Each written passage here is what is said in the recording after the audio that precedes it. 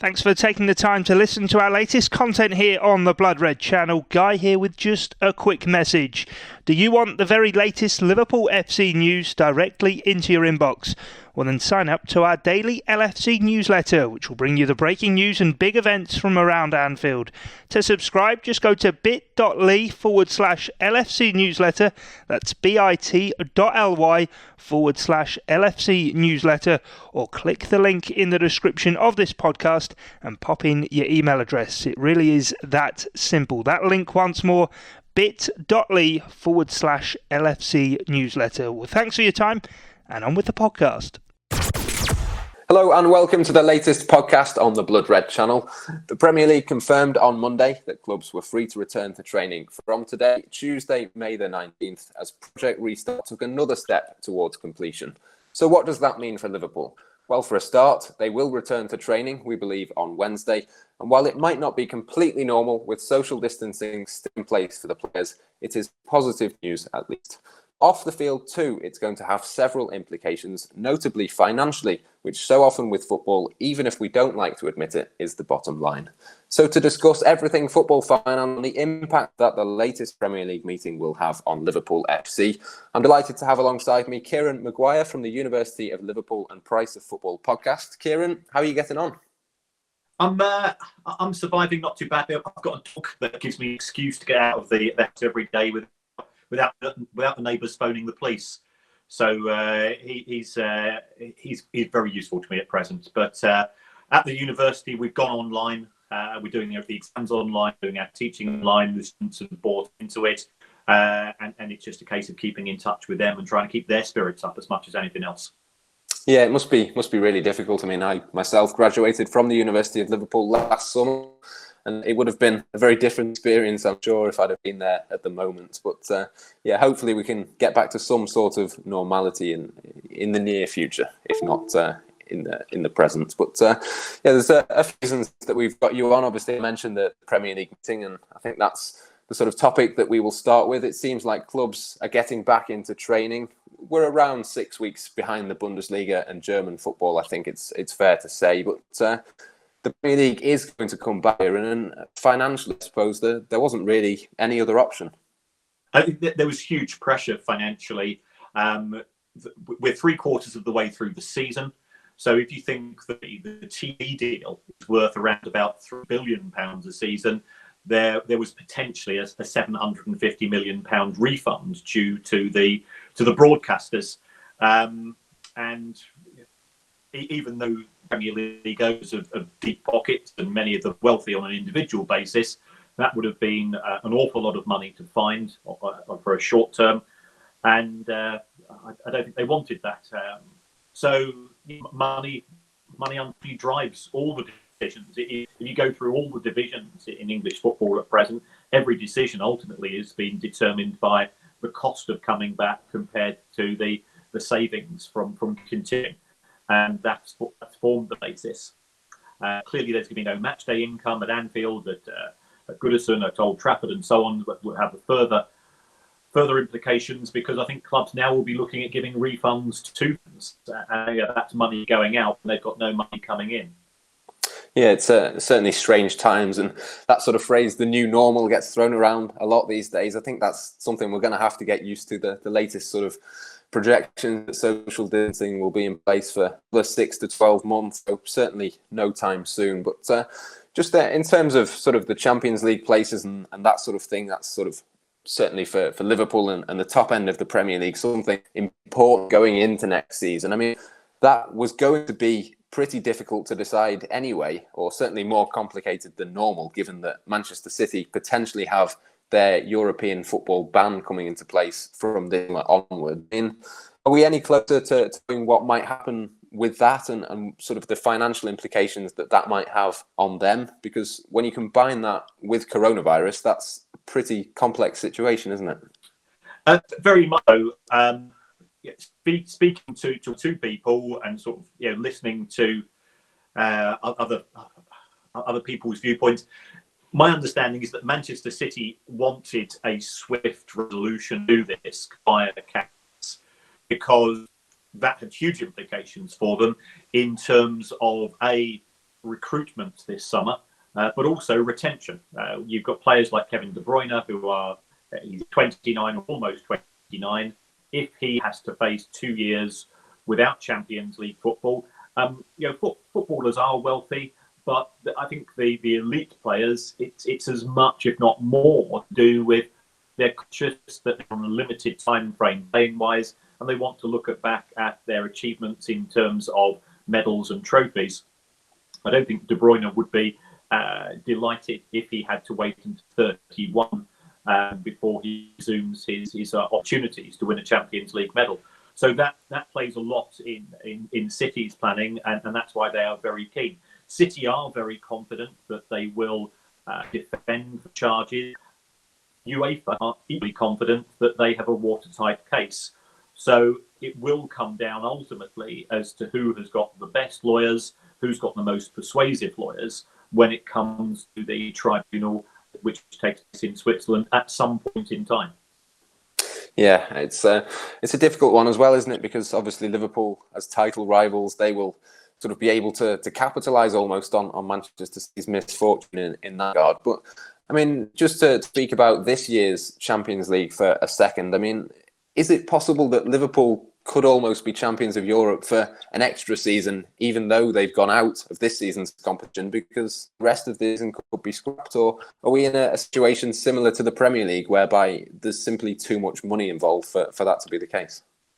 I think UEFA are desperate for some resolution to this season. I think it's very noticeable that they are very quiet with any projections. A lot of that is waiting upon their deadline, which they've set to individual member associations. So I think that's May the 25th.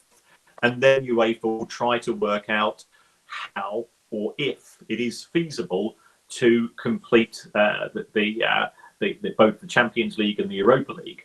The challenges are significant. It could mean we go to one-legged ties. It could be that we go to ties at neutral venues behind closed doors, just as a means of having some form of closure, because first of all, the degree to which you progress through the tournament does have financial implications in terms of the way that the prize money is allocated.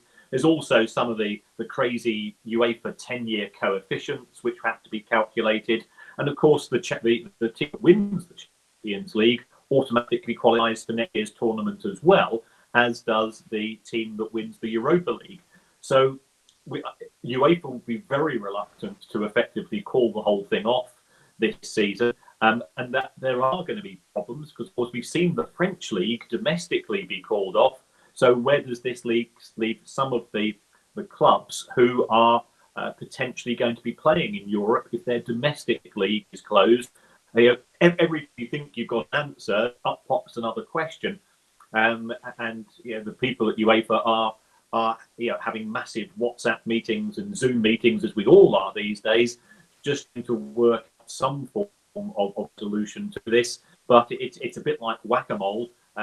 Every time you think you've come up with an answer, somebody points out that's actually created a new problem. Yeah, certainly it's going to be interesting. Obviously, the Premier League won't be doing what League One in France has done and completely voiding the season from this point onwards. But the Championship is an interesting sort of proposition as well, and it's not strictly Liverpool related. But the Championship, League One, League Two, the implications there, are they perhaps linked to what the Premier League does? Do you think they're maybe waiting to see what happens in the top flight before they then make their decision too? I don't think so. In terms of the EFL, clubs are driven by money-related decisions. So they made the call last Friday for League Two to be finished, although that's not been ratified yet. It's got to be ratified by both the EFL as a whole and the FA. And my understanding is that the FA are very unhappy with the decision to have no relegation. And I think the clubs in the Championship are equally uncomfortable about that, because one of the suggestions which has been put forward by the Premier League, or by some clubs in the Premier League, should I say, is that there will be a relegation this season. And the EFL have said, well, that's not acceptable to them. They've got a signed agreement with the Premier League, which involves promotion and relegation on an annual basis. So if the EFL doesn't allow relegation to the National League, could the Premier League say, well, you've actually set a precedent and therefore we're going to do similar? And you can imagine the legal consequences to that, because Leeds and West Ham, who have done very well this season at the top of the Championship, they are desperate to be promoted, of course. And equally, you've got clubs such as Norwich, Bournemouth and Villa, who will be, they'd be pretty happy if it ends up that there's a relegation. The broadcasters would also be very unhappy should there be no relegation from the Premier League this season, because we've got to be honest, Liverpool have won the Premier League in all blame. It's simply a case of just dotting the I's and crossing the T's with that. So what have Sky and BT got to broadcast? They've got 47 matches, which they've signed up for, though I expect they'll be offered more by the Premier League. And there's got to be something riding on those matches. If Liverpool have won the division, that means that the title chase is effectively over.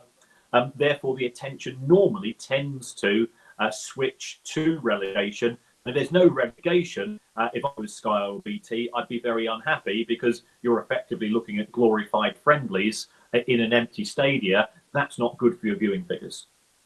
No, certainly not. It's not an ideal scenario, but hopefully something can be figured out, because, as we're going to touch on later, I mean, if there are no fans in stadiums, it's going to be very difficult for, even the bottom end of the Premier League to survive. But we'll turn our attention now towards the transfer market, and obviously we don't know exactly when or how that is going to take place this summer. We assume that there is going to be a window for clubs to buy players, but we've heard it so many times, but big money and big fees are highly unlikely to be spent, aren't they? I think certainly medium-sized fees are likely to collapse. If we are dealing with a scenario whereby you've got two of the elite clubs in Europe and they both have strong balance sheets, then the selling club's in a position to resist initial offers, and the buying club has the resources to make a good offer. So we could see one or two surprises. But I think certainly for the non-Big Six clubs in the Premier League and so on, clubs at that level will be looking to either the loan market, to picking up bargains from the rest of Europe, or the Championship. So those clubs whose business model is based upon selling players in order to make ends meet, in order to progress as a club. And I think we're looking at here at sort of clubs such as Brentford, have a very good development model. I think they are going to be the biggest losers, as are perhaps the likes of Southampton, who traditionally have a good academy, brought players formerly to Liverpool, of course, and they will be struggling to get the same types of fees as they have historically been able to generate.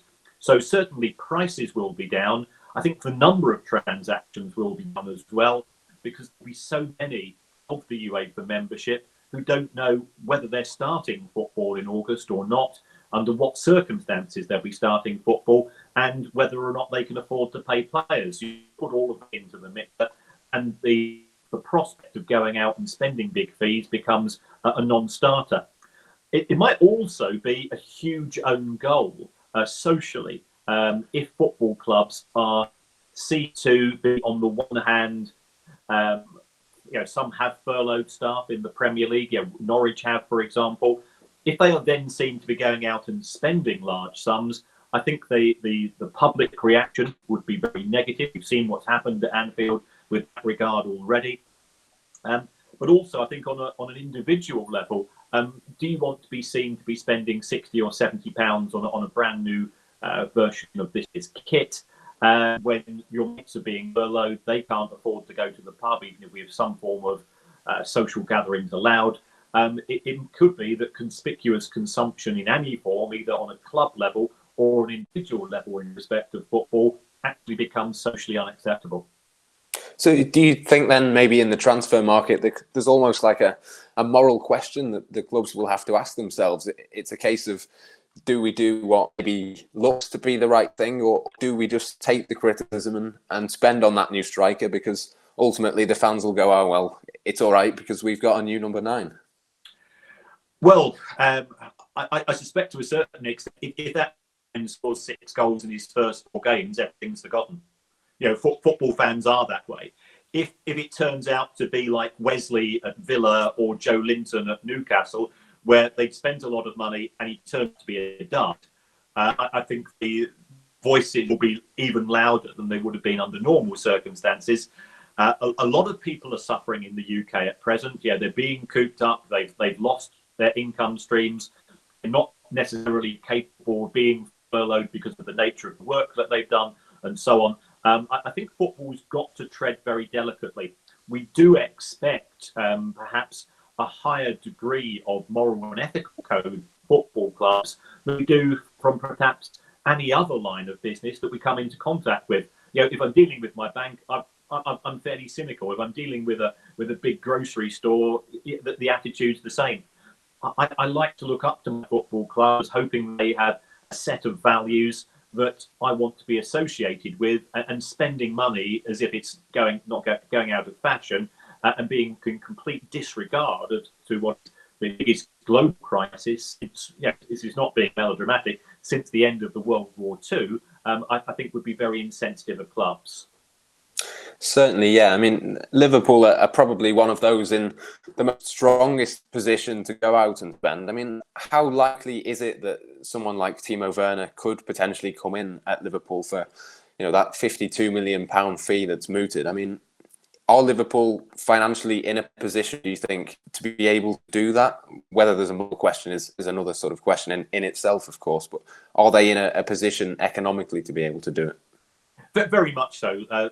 Liverpool's business model is an intriguing one in that historically, when they've generated extra income, that's flowed through straight into Jurgen Klopp's budget over the course of the past few years, and that money has been well spent. As far as the cost of signing someone such as that, most deals these days are spread over a series of years. So although it's a £52 million potential cost, if that was split into 4 annual instalments, then Liverpool will be able to absorb that with relative ease. So I don't see a problem in terms of the financing, in terms of recruitment. And of course, it could be that they might try to do a swap deal. And I do expect either loans connected with deals or swap deals arising, simply because clubs moving more towards the moral and ethical issues. They want to be seen to be spending such big sums of money. So this is a way of dealing with issues of that nature. Yeah, definitely. I mean, you mentioned that we're more likely to see maybe swap deals or sort of creative transfer market solutions. But I mean, it's probably a good idea for a lot of clubs to try and be a little bit more smart in the transfer market anyway, regardless of what's going on, given some of the sums that gets thrown around. But I mean, apart from maybe swap deals, are there any other ways that club would be creative in summer? Maybe, as you say, spreading out the cost. Do you think clubs will be more receptive to maybe accepting lower prices for players, or what do you think the sort of way that the land will be in terms of market? Do you think we'll see less deals take place, or will they just take place in a different way? I think there will be fewer deals because some of the leagues in Europe don't know whether they're going to be starting next season or not. So clearly they won't be in the buying position, and it is therefore going to force them into sales. I did see some information, some data coming out of Portugal. Portugal is a really intriguing country because the clubs there, they have the greatest proportion of their total income that comes into the clubs comes from player sales. Now, with Portuguese football not taking place, we are actually more desperate to sell players, which means if you're desperate to sell, you have to accept lower prices. If we take a look at Fernandes at Manchester United, he went for around about 67 million euros. If he was being sold this summer, his club would have got half of that if they were lucky. So certainly prices will come down. This does mean that clubs that have been run well financially, and I include Liverpool in that, will be in a position to, I don't like to use the phrase exploit the market because Ole Gunnar Solskjaer said that a few weeks ago and he was castigated. They are simply taking advantage of the market where perhaps historically prices have been too high, and we're going to have a new normal in the sense of what a football player is worth. If you take a look at the players who have gone for figures of either close to or more than £100 million, you've got Mbappe is a success at PSG. Neymar, he's done domestically, but it's the equivalent. If you take a look at the French league, it's the equivalent of a marathon gold medal runner in the Olympics. It's the equivalent of Mo Farah winning his local park run. He's not going to get overexcited by that under those circumstances. If you look at the likes of Dembele at Barcelona, Coutinho at Barcelona, Griezmann at Barcelona, they've all been pops. They're £100 million transfers. So before this summer, I think that there was perhaps a degree of realism in respect of buying clubs. But even if you are spending these eye-watering sums, they don't guarantee that you're going to get a return on that investment. And that was actually probably driving players' prices down a little bit lower into this mid-tier for the elite clubs of perhaps the 50 to 60 pound bracket. And then we take into account coronavirus, and you can certainly knock a half to a third off that. Yeah, certainly. I mean, one of the other sort of transfer-related topics that has come up over the last few weeks is the idea that players like Adam Lallana, for instance, who are sort of coming towards the end of their deals this summer, they could be forced to sign a short-term extension to make sure that they can play for the rest of this season. Now, that seems, on the face of it, quite a simple thing to agree. But, I mean, if you're a player who's coming towards the end of their contract, you might have your eye on your next move. And do you think there's a possibility, perhaps, that some of these players might not be so reticent to signing an extension because they might think, well, what if I pick up an injury or what if I contract coronavirus in that period? That could cost them the next move, couldn't it? But very much so. And under the Bosman ruling, players who are in the final 6 months of a contract are effectively allowed to sign a pre-contract deal with another club. There is no way that a club can force a player to sign a short-term deal. It will be that it will be recommended, it will be seen to be the appropriate thing to do. But if you are a young man in his mid to late 20s, your focus is providing for your family.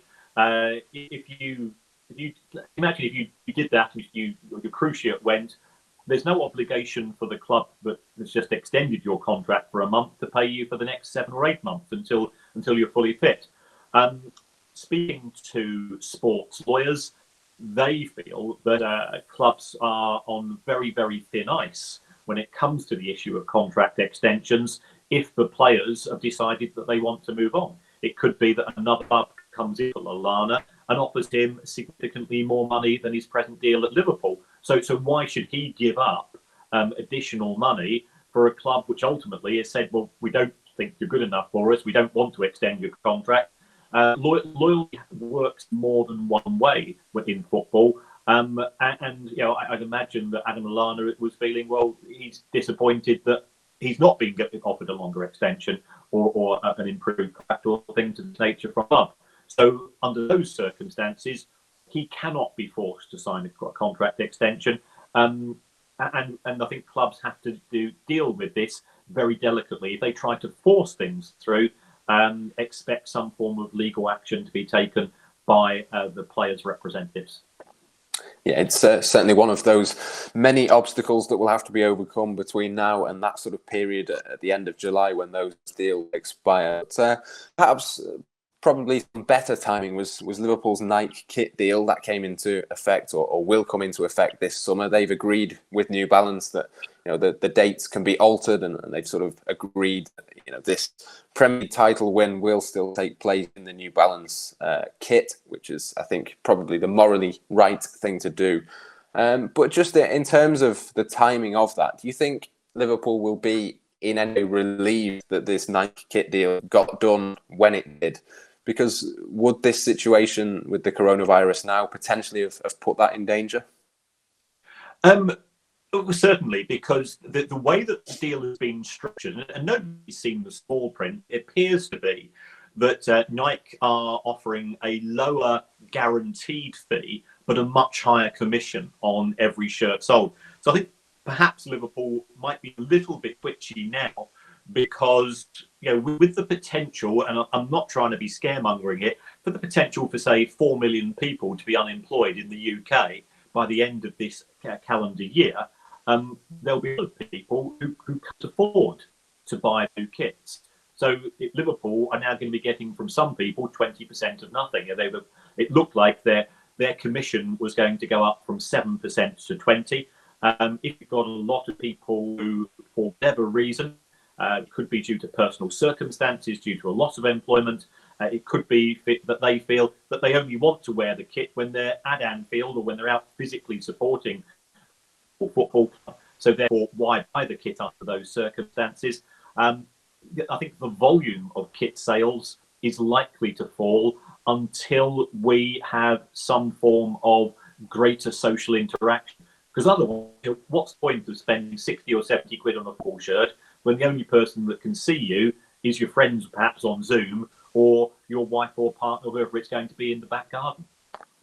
Yeah, certainly interesting times. I mean, just looking ahead now to the 2020-21 season, we don't know, of course, when that is going to take place. But there is a strong possibility that, as you say, there'll be no fans in stadiums when that does happen. Certainly for 6 to 12 months is sort of the latest guidance on that. I mean, clubs at the lower end of the Premier League and certainly lower down the pyramid, that's a huge problem for them, isn't it?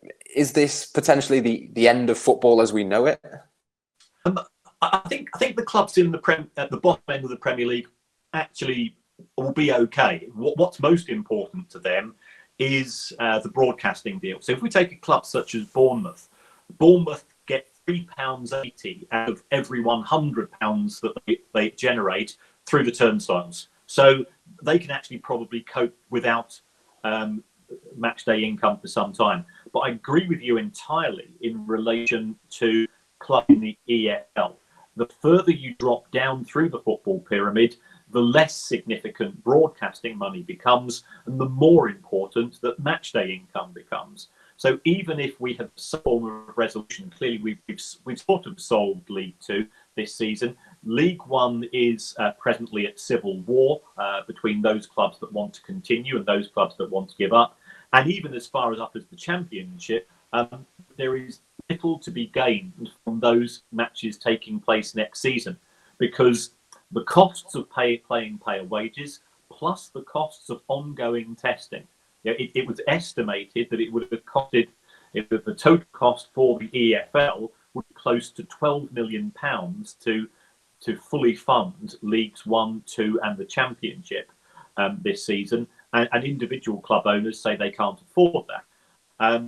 They might take the view is that we will try to finish off this season as best we can and then put the EFL clubs into some form of deep freeze until we can resume, because there are clubs clearly in the Championship, to a lesser extent in Leagues 1 and 2, who are quite capable of getting crowds of 25, 30,000 on a week out basis, and that money is essential for those clubs' financial well-being. Yeah, certainly it's a bigger concern the lower down you get, as you say. But I mean, for Liverpool, I think I'm right in saying their sort of match day income per fan is greater than any Premier League club because of the tickets, the sort of merchandise that they sell surrounding that as well. So I mean, it's still going to be a concern for Liverpool as well, isn't it? Even though maybe broadcasting is bigger for them, it's still going to be an issue. Yes, absolutely. I mean, Liverpool make around about £3 million, perhaps a little bit more, from each match which takes place at Anfield. So, and business, which is going to have to turn that money away on a regular basis, is going to be suffering. There will be some cost savings that can be made at the club, and I'm sure that those will be taken in due course. But it's not just Liverpool Football Club that's going to be suffering from the matches which are not taking place at home. You and I both know every weekend when there's a match taking place at Anfield, you can't get a hotel booking in the whole of the city, because Liverpool are a very attractive proposition. They've got fans coming from other parts of the country. They've got fans coming from Ireland. They've got fans coming from Scandinavia and so on. And actually, Liverpool FC and Everton FC are big tourist attractions, which help support the hospitality industry, which will be taking a hammering as well. So, those guys who are selling scarves outside town, the pie sellers, the shops which are close to Anfield, they will be suffering because their 25 to 30 biggest days in terms of generating income is when there's taking place at home. So, absolutely, the club's going to be hit by the loss of this £3 million or so per home match. But the ancillary services, the supply chain, the ripple impact of Liverpool and Everton not playing matches at home, potentially for the whole of next season in front of a paying crowd, are going to be huge. Yeah, it's easy to forget, isn't it? All the other businesses that are interlinked with Liverpool Football Club, and you only have to go down on a non-match day and compare it to a match day to see how much of an impact those 60,000 or so people going to Anfield every couple of weeks for home games make. But if we sort of put that into the context now of the Anfield Road extension as well, that's officially put back by 12 months now. It's obviously a setback for supporters who are looking to try and get hold of tickets, because it'll be 7,000 less tickets for an additional 12 months. But most of them are general admission tickets. So will this make a huge difference financially for Liverpool? Obviously, the reason they're doing it is not just to get more people in the stadium, but the money that brings in too. Yeah, I think the Liverpool business model in terms of selling tickets is intriguing. I think they've possibly got the lowest proportion of season ticket holders in the whole of the Premier League compared to other clubs. And the reason for this is, and you'll be far more familiar with this than I am, is that tickets effectively go on sale a few times during the year. You've got to be a member to be able to buy a ticket. And there's both pros and cons. Really, if you're one of those members who's fortunate enough to get a ticket, you'll be absolutely delighted. Other people will be less so. But what it does allow the club is to sell tickets at a higher average price than many of the clubs. Because if you take a look at a season ticket cost and you spread that over the 19 league games, the prices are pretty. They're not cheap by any means, but they are. If you compare that to the price of an individual match ticket for a home game at Anfield, the match day tickets are far more expensive. So Liverpool's strategy here, which is to effectively make more of these tickets available to match day attendees, would have been very lucrative financially. Clearly, they would have also had the cost of developing the Anfield Road stand, but they will have done their sums. They will have worked out their payback period. And I think this has been part of their thinking, is that if there's no guarantee that matches are taking place, there's no logic in having the extension, because you can't sell an extra 7,000 tickets if you can't have people physically in the stadium. Yeah, I'm sure it will get done at some point, and fans will be able to get back into Anfield whenever that is, hopefully not too far down the line. Now, we'll just move on to a last sort of Liverpool-specific question, and that's regards the women's team, because there's a good chance that they may end up getting relegated from the Women's Super League this season. They've been struggling all season, and I mean, just the women's game as a whole, not just Liverpool, is going to be really, really affected by this coronavirus, because they don't have the same number of fans coming into matches. They don't have the same broadcast deals. All that progress that they've made could well be undone, couldn't it? Very much so. I think at present, sort of an analogy with Women's Super League and women's football in the UK is that there are similarities between the England cricket team and county cricket, in that the national team is able to generate significant levels of support, but on the individual club level, it's more of a struggle. And that's a challenge. If I've got copies of the finances of all of the WSL clubs, and they're all losing money. They're all losing, broadly between £500,000 to £1 million a year. Now, in the context of the Premier League itself, the Premier League is bringing in £5 billion a year. Those numbers are not huge. But if you are a chief executive of a club, if you're a finance director of a club, and you are looking to make cost savings wherever and however you can, I am genuinely concerned about the future of the WSL and all of the individual clubs associated with it, because they're not making money pre-pandemic. Clearly, it's going to take a lot of time for them to come back, just as it will all forms of football. And therefore, they're going to be in a more at risk in terms of getting that continued support and funding from the parent club itself. Yeah, it's a difficult time for the entire women's football community, and hopefully they can get through that and get through to the other side. But before we finish, there's a couple of non-Liverpool and non-coronavirus stories that I'd like to touch on with you as well, just to cheer everyone up at the end. The first of those being the Newcastle United takeover or proposed takeover. If this goes through, I mean, they're going to be a serious contender at the top end of the Premier League, aren't they? Yes and no. I think they're going to be more of a contender than they were under Mike Ashley. Mike Ashley set a really tight budget, and the one benefit, Mike doesn't have a lot of fans. In fact, he has no fans in Newcastle.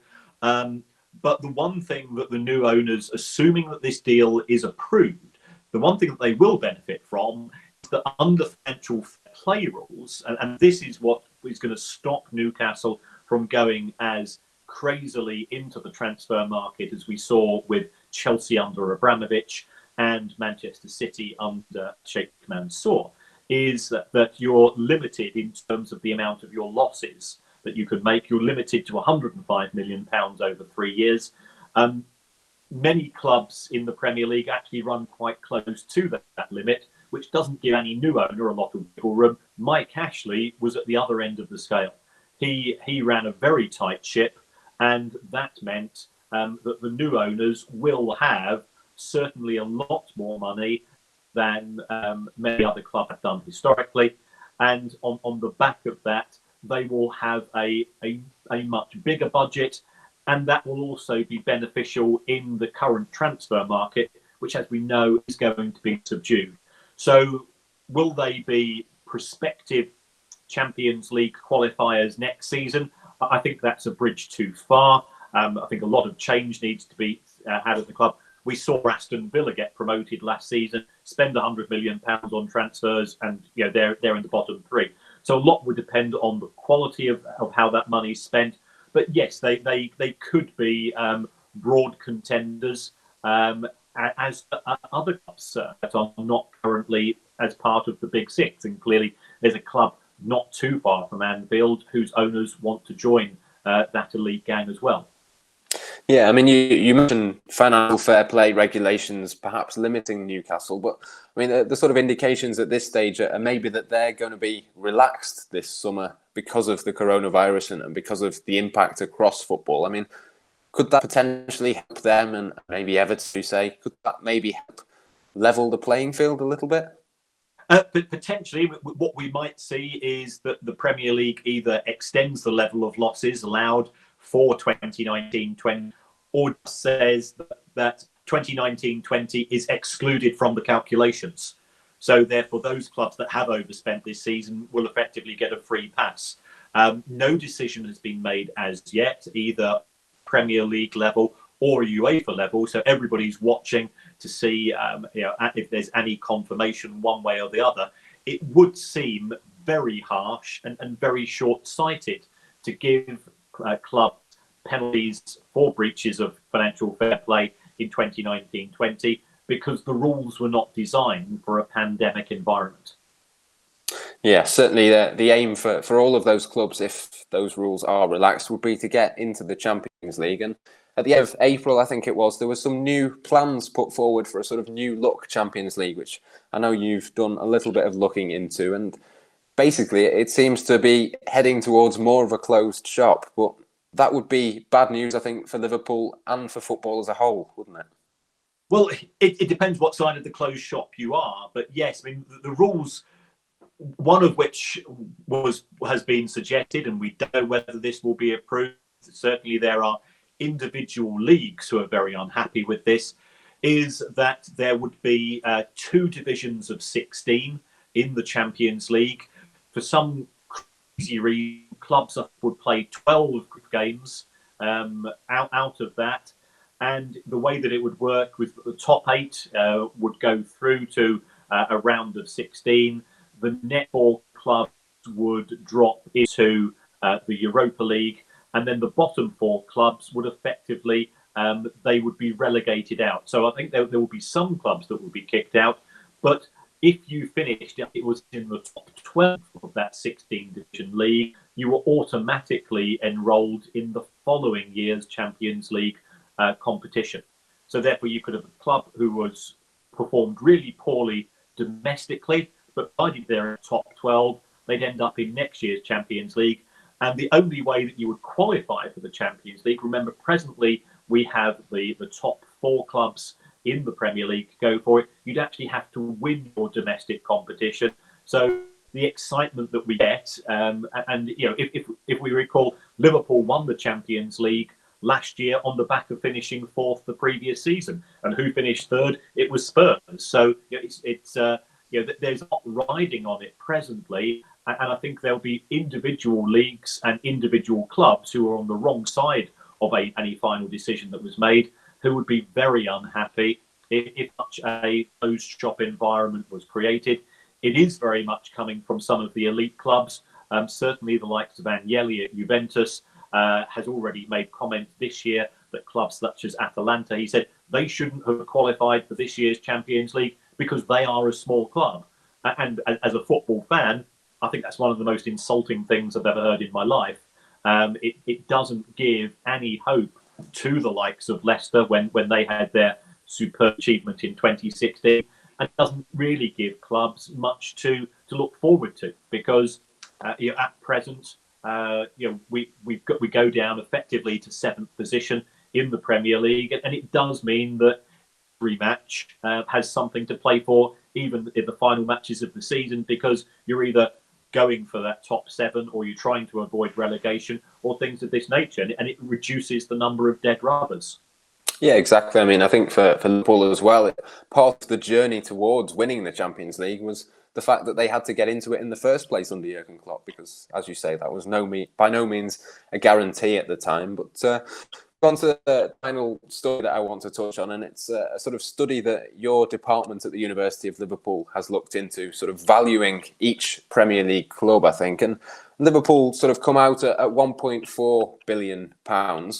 To me, that seems slightly low, but I mean, maybe you could talk us through the sort of process and the reasons behind that. Yeah, it does seem low, and I'll be honest, if the Liverpool accounts were dated the 31st of May, and they won the Champions League on the 2nd of June. So all of the additional prize money, all of the bonuses they would have got from Standard Chartered and so on, they were excluded from the valuation, because simply we don't have any details as to those numbers. FSG bought Liverpool for £300 million in, was it 2011? So over the course of the decade, their investment has increased in value by a factor of around about 5. So you know, you think of any other investment which has showed a 5-fold return over the course of the decade, they're relatively few and far between. Liverpool were coming from a low standpoint, because the disastrous ownership of Hick burden upon the club. It's good news that they're out of that. I expect Liverpool to be moving further up that table and increasing their value. If we were operating in a non-COVID environment, when we finally crunch the numbers for next season, I think they will a pinch of salt. But the way the calculations are done, it takes into consideration how you generate your money, how good are you at wage control, and things of this nature. A lot of people have queried why Spurs are top of the league. It's simply because Spurs managed to get to last year's Champions League final and managed to qualify for the top 4 of the Premier League on a wage bill which was only marginally higher than Everton. It was £100 million less than Chelsea, £150 million less than that of Liverpool, Manchester City and Manchester United. So yeah, I think Liverpool, your intuitive feeling is absolutely right. You'd expect them to be high up the league, and I think that they will be when we do next year's calculations. Yeah, certainly they seem to be heading in the right direction under FSG. I'm sure you'll agree with that. But yeah, I think that just about rounds us up. So thank you very much for joining us, Kieran. Thanks very much for the invite, and stay safe, everyone.